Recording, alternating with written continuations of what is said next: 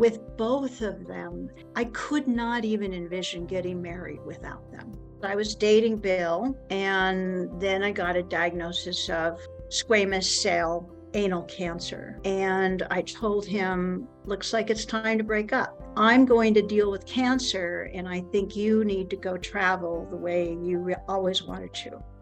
And he refused. After my biopsy that showed I had cancer, I called MD Anderson first thing. I told Bill, I'm not only going to be dealing with cancer, I'm going to be going to Texas to do it. And he said, all right, I'm with you. My treatment started immediately. It was radiation 5 days a week. And to help that along, there was chemotherapy, and the technicians were absolutely wonderful. I remember one of the first things she told me is, I'm going to be your best patient.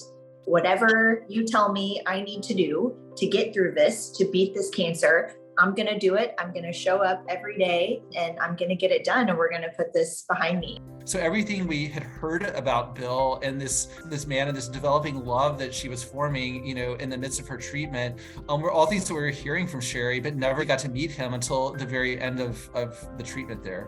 And it was so great to see the person who was walking side by side with Sheri through this really arduous treatment of radiation and chemo. I started with a checkup 3 months after treatment, and both Dr. Holliday and Dr. Morris told me, we are hoping that you will be cancer-free at 6 months post-treatment. But on my first 3-month checkup, it was gone. We got engaged in January, so I wanted to see both of them and tell them we were engaged. So I asked Dr. Morris first, and I asked him, would you come to the wedding? And he said yes.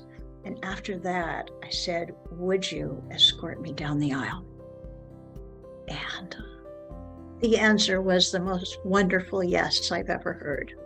And then I talked to Emma, Dr. Holliday. I said, how could I get married without you? Because you've been with me during my most desperate, most lowest times. I want to celebrate that time with you. You're a part of it. It's your success too. And of course, she said yes. And so I asked her, would you walk me down the aisle as well? And they both did. And when the pastor asked, who gives this woman to Bill? The man that had been waiting in the parking lot through all of the treatment, they both said yes. It was surreal, really, to be there and to get to bear witness to Sheri and Bill's love, and also the start of a beautiful life together.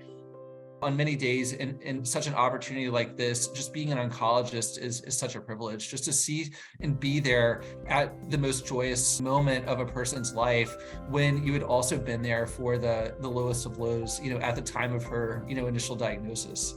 It was such an honor to have them there. And I felt like I couldn't do it without them, because I couldn't celebrate life without the people that had worked so hard to give it to me.